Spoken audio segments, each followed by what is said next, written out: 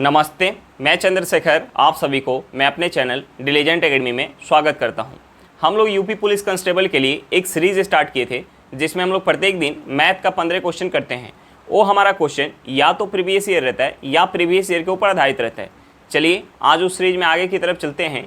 इससे पहले अगर आप मेरे चैनल पर नए हो तो चैनल को सब्सक्राइब कर लें और बेल आइकन को प्रेस करना बिल्कुल ना भूलें ताकि आपको सबसे पहले लेटेस्ट नोटिफिकेशन मिलता रहे। चलिए अब हम लोग क्वेश्चन की तरफ चलते हैं।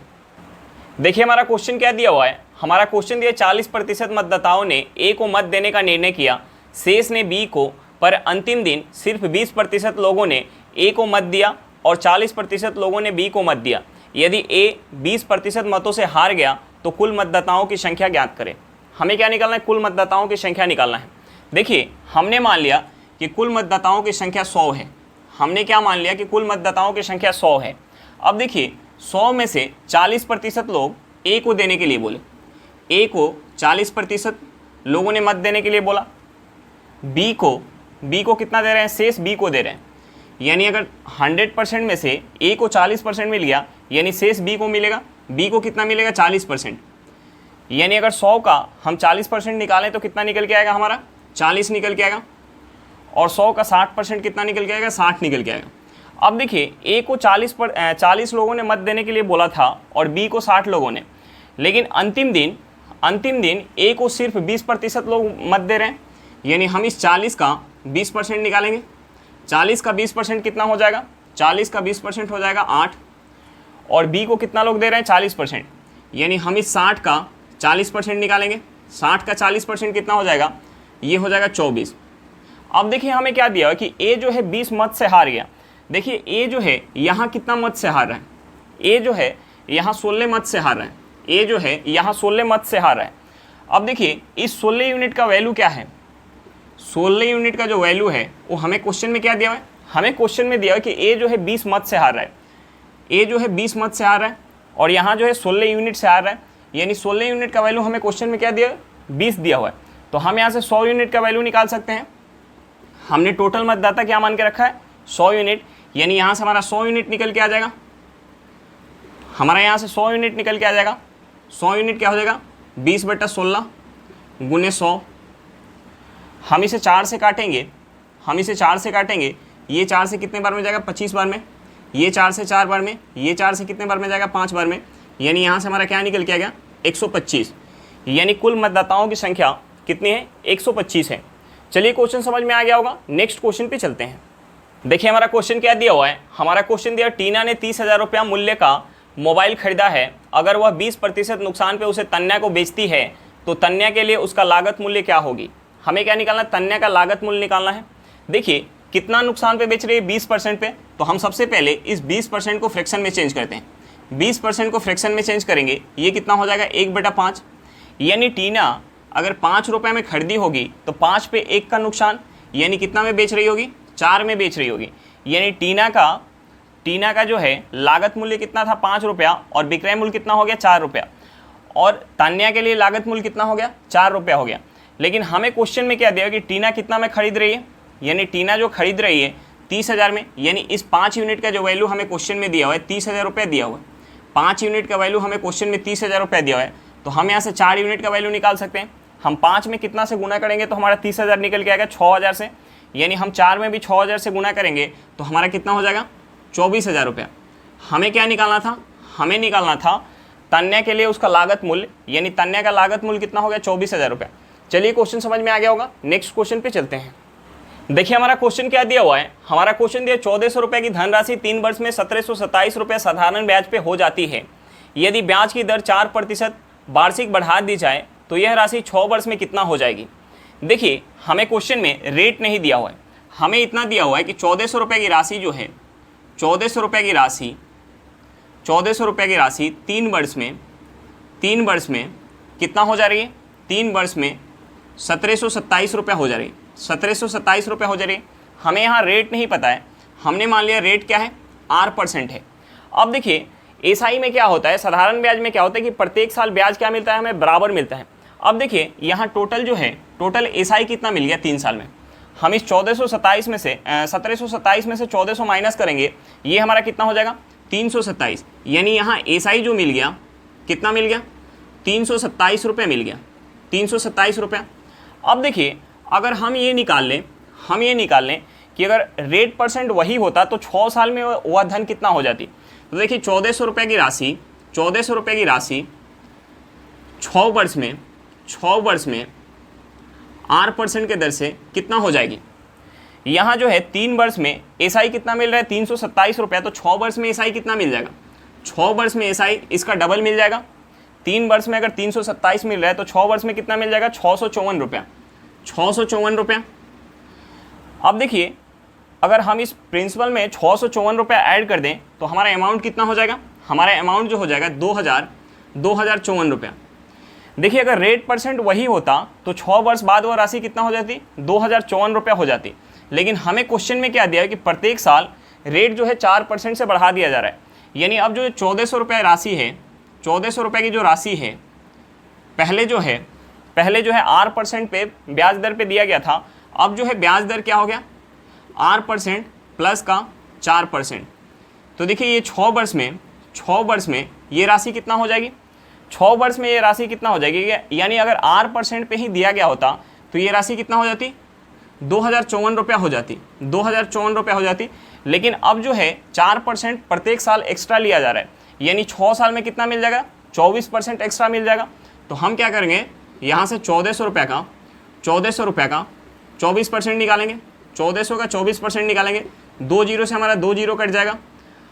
हम अगर 24 में 14 से गुना करेंगे, 14 चौका 56 के 6 हाथ में 5, 14 दूनी 28, 5 कितना हो जाएगा, 33 हो जाएगा। 28 5 कितना हो जाएगा, 33। यानी अगर 4% प्रत्येक साल बढ़ा दिया जाएगा तो 6 साल में और कितना पैसा मिल जाएगा, 336 रुपया मिल जाएगा। हम इस 336 को इसमें ऐड कर देंगे, 336 को इसमें ऐड करेंगे, ये 6 4 10 के 0 हाथ में 1, 8 1 9 3 2, यानी कितना हो जाएगा, 2390 रुपया हो जाएगा। अगर प्रत्येक साल 4% के दर से ब्याज बढ़ा दिया जाएगा तो 6 साल बाद वो राशि कितने हो जाएगी, 2390 रुपया हो जाएगी। चलिए क्वेश्चन समझ में आ गया होगा, नेक्स्ट क्वेश्चन पे चलते हैं। देखिए हमारा क्वेश्चन क्या दिया हुआ है, हमारा क्वेश्चन दिया कोई निश्चित राशि किसी निश्चित चक्रवृद्धि ब्याज पर निवेश करने पर 6 वर्ष में 4000 रुपया हो जाती है, जबकि 9 वर्ष में 5000 रुपया हो जाती है। 12 वर्ष के अंत में राशि और मूलधन कितना होगा। हमें क्या निकालना है, 12 वर्ष बाद का अमाउंट निकालना है और प्रिंसिपल निकालना है। देखिए चक्रवृद्धि ब्याज में प्रिंसिपल पे जब हम पहले साल ब्याज काउंट करते हैं तो पहले साल के अंत में जो हमारा अमाउंट निकल के आता है वो अमाउंट दूसरे साल के लिए क्या बन जाता है, प्रिंसिपल बन जाता है। और दूसरे साल के अंत में जो हमारा अमाउंट निकल के आता है वो अमाउंट क्या बन जाता है, तीसरे साल के लिए प्रिंसिपल बन जाता है। यानी चक्रवृद्धि ब्याज में प्रत्येक साल के अंत में जो हमारा अमाउंट बन के आता है वो अगले साल के लिए क्या बन जाता है, प्रिंसिपल बन जाता है। और चक्रवृद्धि ब्याज में प्रिंसिपल और अमाउंट के बीच जो रेशियो है, अगर टाइम गैप जितना भी हो वो अगले टाइम गैप के लिए वही रेशियो हमारा क्या होगा, प्रिंसिपल और अमाउंट का होगा। देखिए ये चीज़ को मैं लिख के बताता हूँ तब जाके अच्छा से समझ में आएगा। हमें क्या दिया हुआ क्वेश्चन में, 6 वर्ष में 4000 रुपये हो जाती है राशि और 9 वर्ष में कितना हो जा रही है, 9 वर्ष में 5000 रुपये हो जा रही है। यानी 6 वर्ष और 9 वर्ष के बीच टाइम गैप कितना है, 3 वर्ष का। यानी प्रिंसिपल और 3 वर्ष अगले 3 वर्ष बाद, यानी 6 वर्ष अगले 3 वर्ष बाद, यानी 9 वर्ष अगले 3 वर्ष बाद, यानी 12 वर्ष। यानी यहाँ और यहाँ का जो रेशियो होगा वही रेशियो यहाँ और यहाँ का होगा, वही रेशियो यहाँ और यहाँ का होगा, और वही रेशियो ये प्रिंसिपल और 3 वर्ष बाद का अमाउंट का होगा। अब देखिए हमें क्वेश्चन में जो है, हमें क्वेश्चन में क्या दिया, 6 वर्ष बाद जो राशि है वो 4000 रुपया हो जा रही है। 6 वर्ष बाद राशि कितना हो जा रही है, 4000 रुपया हो जा रही है। और 9 वर्ष बाद राशि कितना हो जा रही है, 5000 रुपया हो जा रही है। 9 वर्ष बाद राशि कितना हो जा रही है, 5000 रुपया हो जा रही है। यानी यहाँ जो है रेशियो कितना है, यहाँ जो है ये जो है स्टार्टिंग में यानी 7वें वर्ष में ये हमारा क्या होगा, ये 7वें वर्ष में हमारा जो 6 वर्ष के बाद जो अमाउंट बन रहा है वो 7वें वर्ष में हमारा क्या होगा, प्रिंसिपल होगा। यानी यहाँ प्रिंसिपल और अमाउंट के बीच रेशियो कितना है, 4:5 का है, 4:5 का है। वही रेशियो क्या होगा, यहाँ होगा, यहाँ भी रेशियो क्या होगा, 4:5 का। यानी देखिए अगर 4 यूनिट का वैल्यू 5000 रुपया है, 4 यूनिट का वैल्यू अगर 5000 रुपया है तो 5 यूनिट का वैल्यू कितना होगा, हम निकाल सकते हैं। देखिए 4 यूनिट का जो वैल्यू है, 4 यूनिट का वैल्यू कितना है, 5000 रुपया। यानी 5000 में हम 4 से भाग देंगे और 5 से गुना करेंगे, 5 से हम गुना करेंगे तो हमारा 5 यूनिट का वैल्यू निकल के आ जाएगा। अब देखिए हम इसमें 4 से भाग देंगे तो ये कितने बार में जाएगा, हम इसमें 4 से भाग देंगे तो ये हमारा जाएगा 1 बार में, हार्सिल 1 आया यानी 10 यानी 2 बार में, हार्सिल 2 यानी 5 बार में, 0 1250 बार में चला जाएगा। हम 1250 में अगर 5 से गुना कर लेंगे, 1250 में 5 से गुना करेंगे तो कितना हो जाएगा, 1200 में अगर 5 से गुना करेंगे तो कितना हो जाएगा 6000, और 6000 और 50 में 5 से गुना करेंगे तो कितना हो जाएगा, ये हो जाएगा हमारा 250, यानी ये हो जाएगा 6250 रुपया, 6250 रुपया। यानी 12 वर्ष के अंत में जो हमारा 12 वर्ष के अंत में अमाउंट कितना बन जाएगा, 6250 रुपया बन जाएगा। 12 वर्ष के अंत में जो अमाउंट बन जाएगा 6250 रुपया बन जाएगा। अब देखिए हमें क्या निकालना था, प्रिंसिपल निकालना था। अब देखिए यहाँ और यहाँ के बीच जो रेशियो है, यहाँ और यहाँ के बीच 6 वर्ष और 9 वर्ष के बीच जो रेशियो है, वही रेशियो क्या होगा 3 वर्ष और 6 वर्ष के बीच, यानी यहाँ भी रेशियो क्या होगा 4:5 का होगा, 4:5 का होगा। अब देखिए 5 यूनिट का वैल्यू जो है, 5 यूनिट का वैल्यू कितना है 4000 है, तो हम यहाँ से 1 यूनिट का वैल्यू निकाल सकते हैं। 5 यूनिट का वैल्यू 4000 है तो 1 यूनिट का वैल्यू कितना हो जाएगा 800, तो हम 4 यूनिट का वैल्यू निकालेंगे कितना हो जाएगा 3200 रुपया, 3200 रुपया। अब देखिए वही रेशियो क्या होगा यहाँ और यहाँ भी होगा, यानी यहाँ भी रेशियो क्या होगा 4:5 का रेशियो होगा। अब देखिए 5 यूनिट का जो वैल्यू है, 5 यूनिट का वैल्यू क्या है 3200 रुपया है, तो हम 4 यूनिट का वैल्यू निकाल सकते हैं। हम इसमें भाग देंगे 5 में, 3200 में अगर हम 5 से भाग देंगे, हम यहाँ 3200 में 5 से भाग देंगे और 4 से गुना करेंगे तो हमारा 4 यूनिट का वैल्यू निकल के आ जाएगा। हम इसमें अगर 5 से भाग देंगे तो ये कितने बार में जाएगा 6 बार में, हाथ में 2 यानी 20 यानी 4 बार में 0। अब देखिए हम इसमें 640 में अगर 4 से गुना करेंगे तो कितना हो जाएगा, ये हो जाएगा 0, 16 के 6, हाथ में 1, 24 1 25, यानी हमारा प्रिंसिपल कितना निकल के आ गया 2560 रुपया, और 12 वर्ष बाद अमाउंट कितना निकल के आ गया 6250 रुपया। चलिए क्वेश्चन समझ में आ गया होगा, नेक्स्ट क्वेश्चन पे चलते हैं। देखिए हमारा क्वेश्चन क्या दिया हुआ है, हमारा क्वेश्चन दिया हुआ है ए अकेले 24 दिनों में एक काम को कर सकता है और अकेले बी उसी काम को 18 दिनों में कर सकता है। यदि वह एक साथ मिलकर काम करते हैं तो काम के आधे हिस्से को पूरा करने में कितना समय लगेगा। तो देखिए हम सबसे पहले क्या करते हैं, जो हमारा समय दिया हुआ है हम उस समय का एलसीएम निकाल लेते हैं। हमारा समय क्या दिया हुआ है, समय जो दिया हुआ है 24 और 18 दिया हुआ है, 24 और 18 का हम एलसीएम निकालेंगे। 24 और 18 का एलसीएम कितना हो जाएगा, 24 और 18 का एलसीएम हो जाएगा 72। अब देखिए हम टोटल वर्क मान लेंगे 72 यूनिट, टोटल वर्क मान लेंगे 72 यूनिट।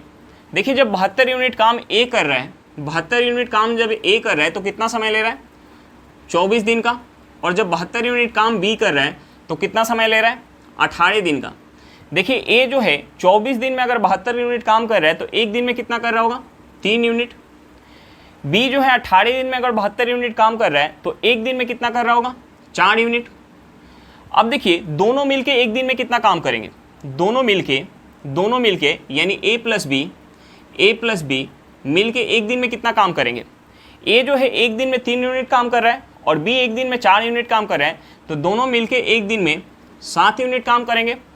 अब देखिए हमें क्वेश्चन में क्या बोल रहा है, हमें क्वेश्चन में बोल रहा है कि अगर दोनों मिलके काम करें तो काम के आधे हिस्सा को पूरा करने में कितना समय लगेगा। हमने टोटल काम क्या मान के रखा है 72 यूनिट, यानी हमें काम कितना करवाना है 72 का आधा, यानी हमें काम करवाना है 36 यूनिट। तो देखिए 36 यूनिट दोनों मिलके अगर काम करेंगे और ए और बी मिलके एक दिन में 7 यूनिट काम करते हैं तो 36 यूनिट काम करने में कितना समय लग जाएगा।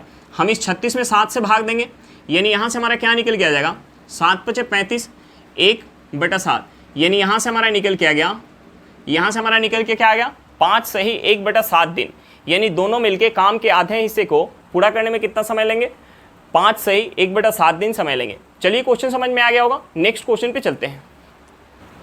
देखिए हमारा क्वेश्चन क्या दिया हुआ है, हमारा क्वेश्चन दिया हुआ है नल ए किसी टंकी को 15 मिनट में तथा नल बी 20 मिनट में भर सकते हैं। टंकी के साथ एक निकास नल जुड़ा है जो 1 मिनट में 40 लीटर पानी बाहर निकाल सकता है। यदि सभी नल एक साथ खोल दिए जाए तो भरी टंकी 2 घंटा में खाली हो जाएगी। तो टंकी की धारिता क्या है, हमें क्या निकालना है, टंकी की धारिता निकालना है। तो देखिए हम सबसे पहले क्या करेंगे, जो हमारा समय दिया हुआ है 15 मिनट 20 मिनट और 2 घंटा, यानी 2 घंटा को भी हम मिनट में चेंज करेंगे, ये कितना हो जाएगा 120 मिनट। तो जो हमारा समय दिया हुआ है हम सबसे पहले उस समय का एलसीएम निकालते हैं। हमारा समय क्या दिया हुआ है, हमारा जो समय दिया हुआ है 15 मिनट 20 मिनट और 120 मिनट का हम एलसीएम निकालते हैं। 15 20 और 120 का एलसीएम कितना हो जाएगा 120, यानी हम टंकी की धारिता मान लेते हैं 120 यूनिट, टंकी की धारिता मान लेते हैं 120 यूनिट। अब देखिए ए जो है 120 यूनिट पानी भर रहा है, ए 120 यूनिट पानी भर रहा है तो कितना समय ले रहा है 15 मिनट का, बी 120 यूनिट पानी भर रहा है तो कितना समय ले रहा है, 20 मिनट का। अगर तीनों पाइप को एक साथ खोल दिया जाए, तीनों पाइप को एक साथ खोल दिया जाए तो टंकी जो है 2 घंटा में खाली हो जा रही है, यानी 120 मिनट में खाली हो रही है। यानी भरने वाला पाइप ए प्लस भरने वाला पाइप बी और एक खाली करने वाला पाइप, हमने खाली करने वाला पाइप को सी मान लिया, यानी तीनों को एक साथ खोल दिया जाए तो टंकी जो है 120 मिनट में खाली हो जा रही है। अब देखिए ए जो है 15 मिनट में 120 यूनिट पानी भर रहा है, ए जो है 15 मिनट में 120 यूनिट पानी भर रहा है तो 1 मिनट में कितना भरेगा, 8 यूनिट पानी।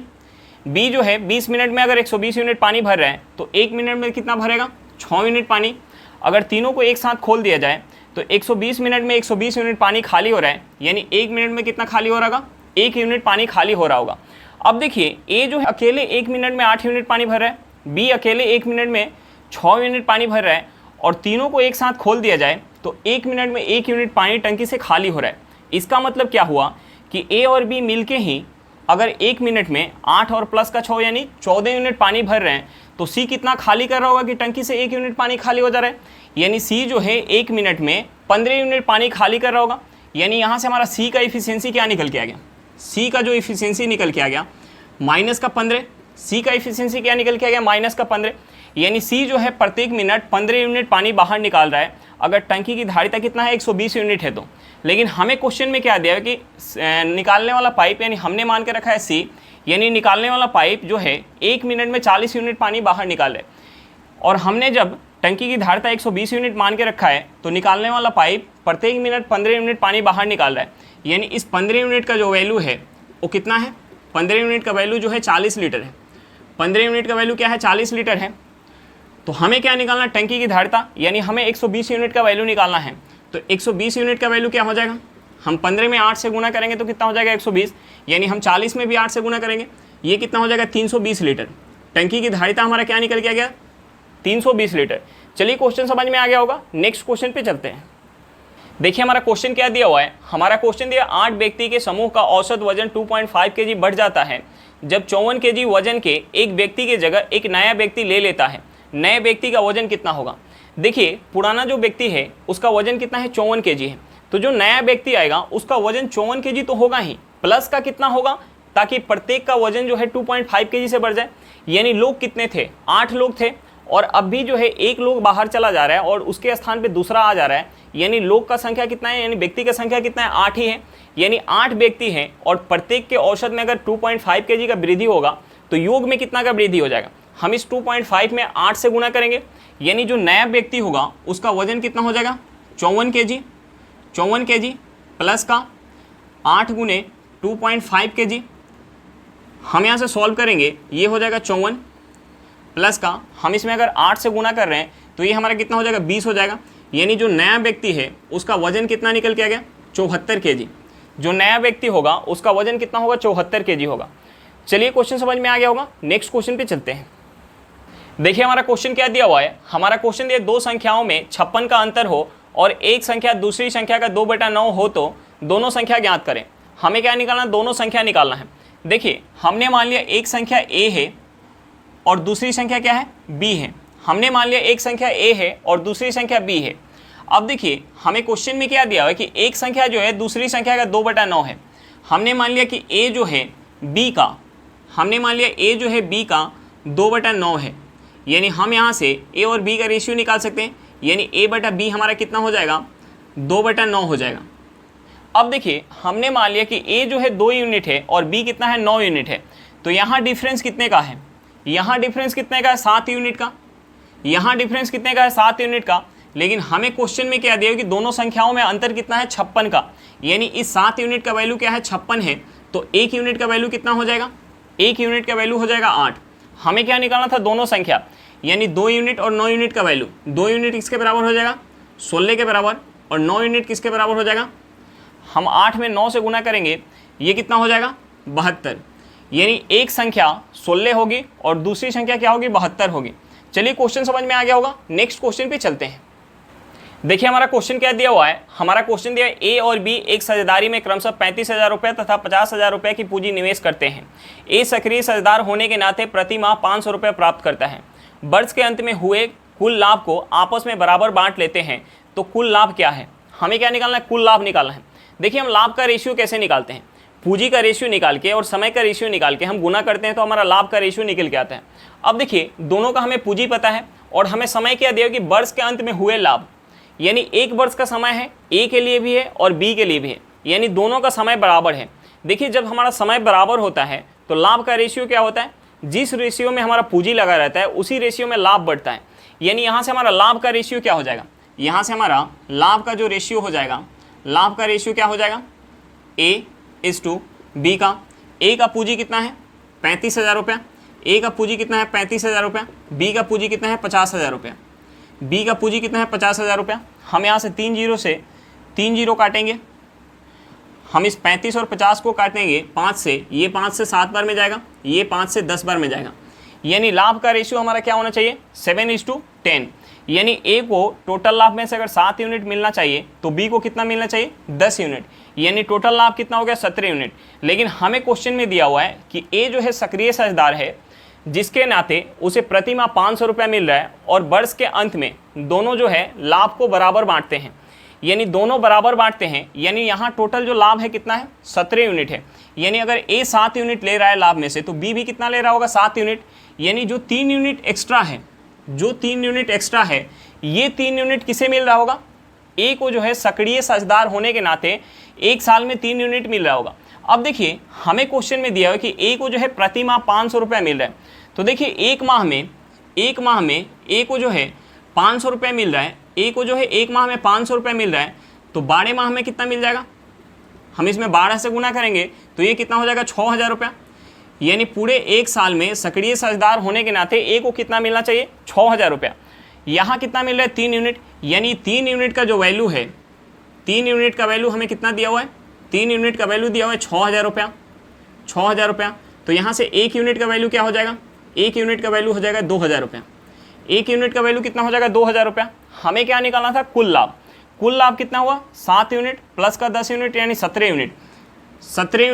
17 यूनिट का वैल्यू कितना हो जाएगा, 17 में हम 2 से गुना करेंगे, ये कितना हो जाएगा 34, यानी कुल लाभ जो हो जाएगा 34,000 रुपया। कुल लाभ कितना हो गया 34,000 रुपया। कुल लाभ कितना हो गया 34,000 रुपया। चलिए क्वेश्चन समझ में आ गया होगा, नेक्स्ट क्वेश्चन पे चलते हैं। देखिए हमारा क्वेश्चन क्या दिया हुआ है, हमारा क्वेश्चन दिया है राम ने कुछ चॉकलेट खरीदे, वह उन्हें अपने बच्चों के बीच समान रूप से बांटना चाहता है। अगर वह हर एक को 15 चॉकलेट देता है 2 बच जाती है, और अगर हर एक को 16 चॉकलेट देता है 2 चॉकलेट कम पड़ जाती है। राम कम से कम कितनी चॉकलेट खरीदी होगी। हमें क्या निकालना है, चॉकलेट की कम से कम संख्या निकालना है। तो देखिए हमने मान लिया कि बच्चों की संख्या 1 से, हमने क्या मान लिया बच्चों की संख्या 1।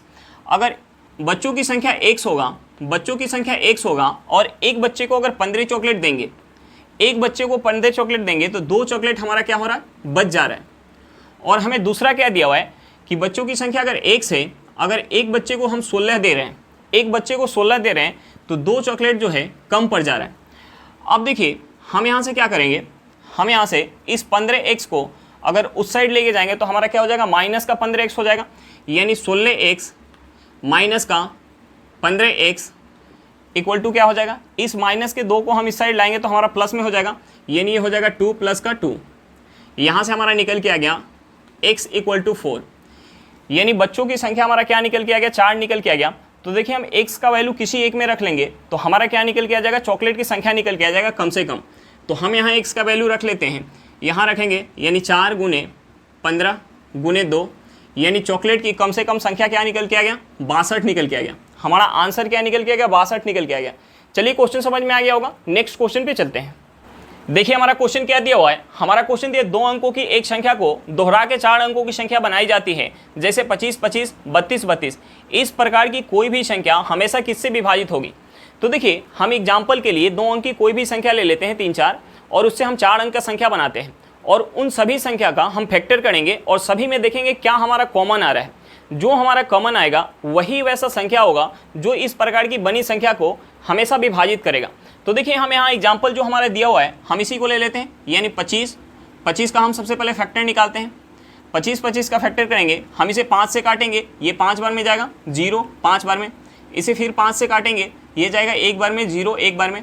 अब हम इसे किसी भी संख्या से नहीं काट सकते हैं। अब देखिए दूसरा जो हमारा एग्जाम्पल है हम इसे ले लेते हैं 32 और 32 को, इसका हम फैक्टर करते हैं, हम इसे 2 से काटेंगे, ये एक बार में जाएगा, हाथ में एक 12 6 बार में, ये एक बार में जाएगा, हाथ में एक 12 6 बार में, फिर 2 से काटेंगे, ये 2 से जाएगा 8 बार में, 0 8 बार में, इसे 2 से काटेंगे, ये 4 बार में जाएगा, 0 4 बार में, 2 से काटेंगे, ये 2 बार में जाएगा, 0 2, इसे फिर हम 2 से काटेंगे, ये जाएगा एक बार में, 0 एक बार में।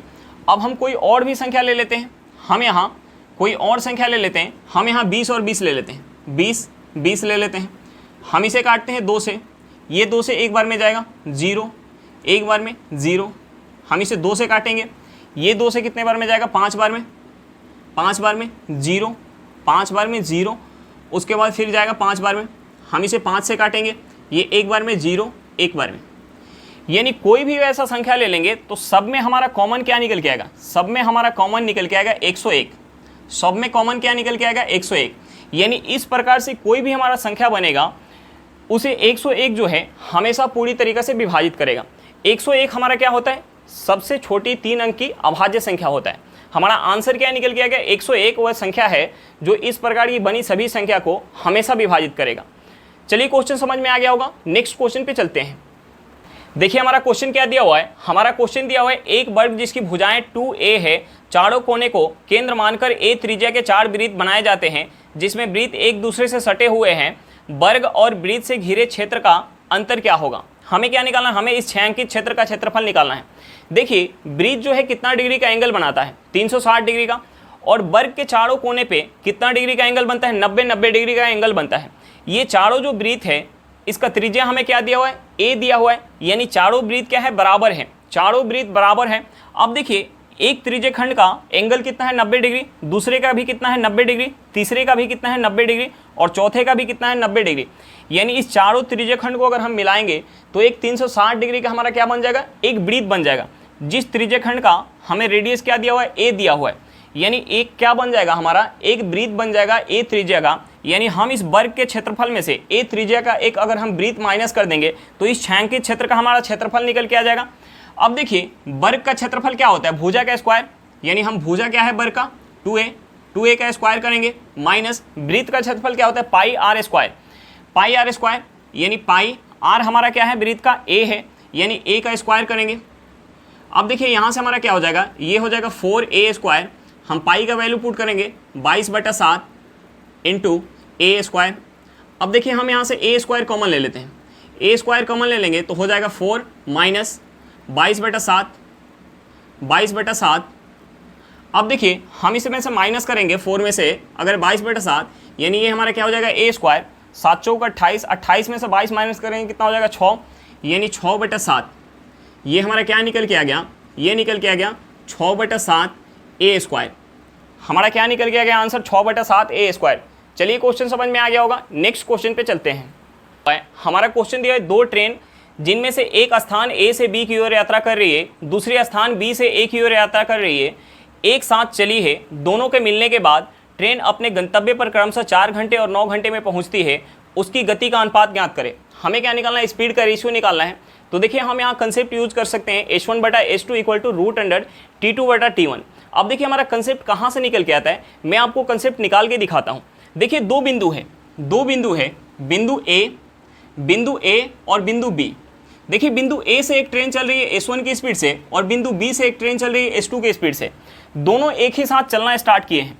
A से जो ट्रेन चली है, A से एक ट्रेन चली है और एक ट्रेन B से चली है। देखिए दोनों आके C बिंदु पे कहीं मिल रहे हैं।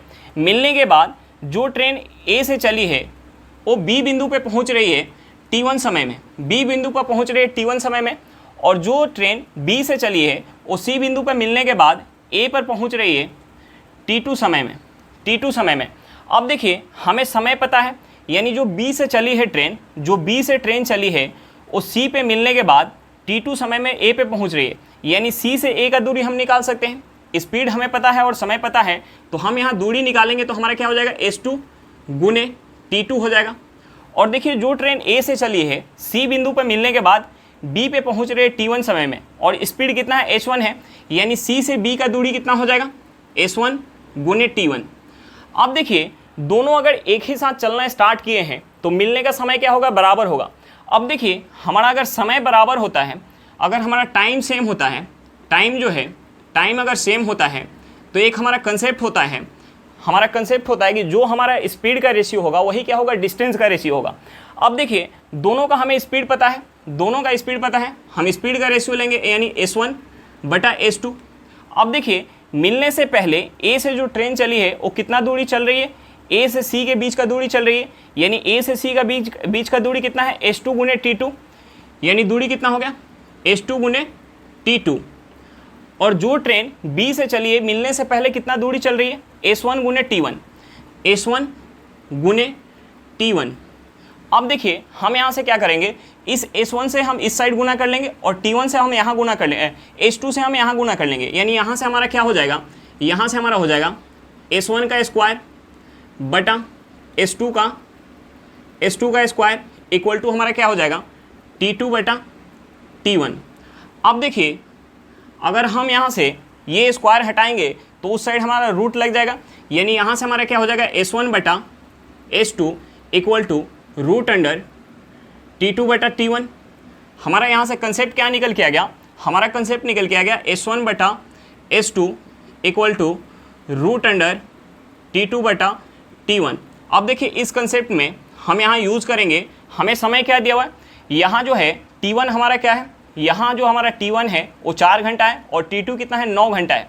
हम इसमें पुट करेंगे यानी S1 बटा S2 equal to root under T2 कितना है, 9 घंटा, और T1 कितना है, T1 जो है 4 घंटा है, 4 घंटा है। रूट से बाहर जब 9 आएगा तो कितना हो जाएगा, 3, और रूट से बाहर 4 आएगा तो कितना हो जाएगा, 2, यानी S1 बटा S2 कितना हो जाएगा, 3 बटा 2। हमारा आंसर क्या निकल के आ गया, स्पीड का रेशियो निकल के आ गया 3:2। चलिए क्वेश्चन समझ में आ गया होगा, नेक्स्ट क्वेश्चन पे चलते हैं। देखिए हमारा क्वेश्चन क्या दिया हुआ है, हमारा क्वेश्चन दिया हुआ है एक नाव एक निश्चित दूरी धारा के विपरीत दिशा में जाने में 9 घंटा का समय लेती है और उतना ही दूरी धारा की दिशा में जाने में 3 घंटा का समय लेती है। यदि शांत जल में नाव की चाल 4 किलोमीटर पर घंटा है तो धारा की चाल कितनी है। हमें क्या निकालना है, धारा की चाल निकालना है। देखिए जब नाव धारा की दिशा में जाती है तो क्या होता है, नाव और धारा का स्पीड ऐड होता है, और जब धारा के विपरीत जाती है तो क्या होता है, नाव और धारा का स्पीड माइनस होता है। अब देखिए हमें क्वेश्चन में क्या दिया हुआ है कि निश्चित दूरी, यानी दूरी क्या है, हमारा सेम है, दूरी हमारा सेम है तो एक कंसेप्ट होता है कि जो हमारा स्पीड का रेशियो होगा उसका अपोजिट क्या हो जाएगा, हमारा टाइम का रेशियो हो जाएगा। या हम बोल सकते हैं कि जो हमारा टाइम का रेशियो होगा उसका अपोजिट क्या हो जाएगा, स्पीड का रेशियो हो जाएगा। अब देखिए हमें क्वेश्चन में दिया है कि दूरी क्या है, हमारा सेम है, डिस्टेंस क्या है, डिस्टेंस जो है, डिस्टेंस क्या है, सेम है, डिस्टेंस सेम है, तो हम अगर टाइम का रेशियो निकालेंगे, टाइम का रेशियो निकालेंगे तो इसका अपोजिट क्या हो जाएगा, स्पीड का रेशियो हो जाएगा। अब देखिए हमें टाइम दिया हुआ है कि धारा के विपरीत जाने में 9 घंटा का समय लग रहा है और धारा के साथ जाने में 3 घंटा का समय लग रहा है। धारा के विपरीत जाएगी तो वहाँ क्या होगा, नाव और धारा का स्पीड माइनस हो जाएगा, और जब धारा के साथ जाएगी तो क्या हो जाएगा, नाव और धारा का स्पीड ऐड हो जाएगा। देखिए यहाँ से हमारा रेशियो क्या हो जाएगा, 3:1 हो जाएगा। तो देखिए स्पीड का रेशियो क्या हो जाएगा, इसका अपोजिट, यानी स्पीड का रेशियो हो जाएगा 1:3। अब देखिए हम यहाँ से क्या लिख सकते हैं, हम यहाँ से लिख सकते हैं x माइनस वाई बटा x plus y equal to, ये रेशियो हमारे किसके बराबर हो जाएगा, 1:3 के बराबर हो जाएगा। अब देखिए हमें क्वेश्चन में जो है नाव का स्पीड दिया हुआ है, यानी हमें x का वैल्यू दिया हुआ है, तो हम x का वैल्यू यहाँ पुट कर लेते हैं। ये हमारा हो जाएगा, यहाँ से x का वैल्यू कितना हो जाएगा, ये हो जाएगा 4 माइनस वाई बटा 4 प्लस वाई इक्वल टू 1/3। हम यहाँ क्रॉस गुना कर लेते हैं, ये हमारा क्या हो जाएगा, ये हो जाएगा 4 प्लस वाई, हम इसमें 3 से गुना करेंगे कितना हो जाएगा, 12 माइनस 3y, माइनस 3y को इस साइड लेके आएंगे, हमारा कितना हो जाएगा, ये हो जाएगा 4y, और इस 4 को उस साइड लेके जाएंगे यानी माइनस में होगा, ये कितना हो जाएगा 8, यानी y हमारा क्या निकल के आ गया, 2 किलोमीटर पर घंटा। धारा का स्पीड क्या निकल के आ गया, 2 किलोमीटर पर घंटा। चलिए क्वेश्चन समझ में आ गया होगा, नेक्स्ट क्वेश्चन पे चलते हैं। देखिए एक हमारा छोटा सा सिंप्लीफिकेशन दिया हुआ है, हम इसे सॉल्व करते हैं। देखिए हमें क्या दिया है, 243 के पावर n/5। तो देखिए हम 243 को क्या लिख सकते हैं, हम 243 को लिख सकते हैं 3 के पावर 5 का होल पावर क्या हो जाएगा, n/5 हो जाएगा, इनटू, अब देखिए यहाँ हमारा क्या दिया है, 3 के पावर 2n + 1। अब देखिए हम पावर ऐड कब करते हैं, गुना में हम पावर ऐड करते हैं, जब हमारा बेस सेम हो और गुना में हो तो हम पावर ऐड करते हैं। यानी हम यहाँ से क्या लिख सकते हैं, हम यहाँ से लिख सकते हैं 3 के पावर 2n इंटू 3 के पावर हम 1 लिख सकते हैं। अब देखिए नीचे हमारा क्या दिया हुआ है, यहाँ जो हमारा दिया हुआ है 9 के पावर n, तो हम इसे क्या लिख सकते हैं, हम इसे लिख सकते हैं 3 के पावर 2 इंटू n लिख सकते हैं, इंटू यहाँ हमारा क्या दिया हुआ है 3 के पावर n-1। अब देखिए हम पावर माइनस कब करते हैं, जब हमारा बेस सेम हो और भाग में हो तो हम पावर माइनस करते हैं। यानी हम यहाँ से लिख सकते हैं 3 के पावर n बटे क्या हो जाएगा 3 के पावर 1 हो जाएगा, 3 के पावर 1 हो जाएगा। अब देखिए हम यहाँ से क्या कर सकते हैं, हम यहाँ से 5 से 5 काट सकते हैं। यानी हमारा यहाँ से क्या हो गया, यहाँ से हो गया 3 के पावर n इंटू 3 के पावर 2n इंटू 3 के पावर 1 बटा क्या हो जाएगा। अब देखिए ये 3 के पावर 1 हमारा ऊपर चला जाएगा, यानी ये भी हो जाएगा 3 के पावर 1, नीचे क्या बच जाएगा 3 के पावर 2n इंटू 3 के पावर n। अब देखिए 3 के पावर n से हमारा 3 के पावर n कट जाएगा, 3 के पावर 2n से 3 के पावर 2n कट जाएगा। अब देखिए 3 के पावर 1 क्या होता है 3 होता है, और 3 के पावर 1 क्या हो जाएगा 3, यानी 3 इंटू 3 करेंगे कितना हो जाएगा हमारा 9 हो जाएगा। हमारा आंसर क्या निकल के आ गया 9 निकल के आ गया। चलिए क्वेश्चन समझ में आ गया होगा। आज के लिए इतना ही, फिर मिलते हैं नेक्स्ट क्लास में। अगर क्लास अच्छा लगे तो क्लास को लाइक करिएगा, अगर आप मेरे चैनल पर नए हो तो चैनल को सब्सक्राइब करिएगा और क्लास को अपने दोस्तों के साथ शेयर करना बिल्कुल मत भूलिएगा। चलिए बाय बाय।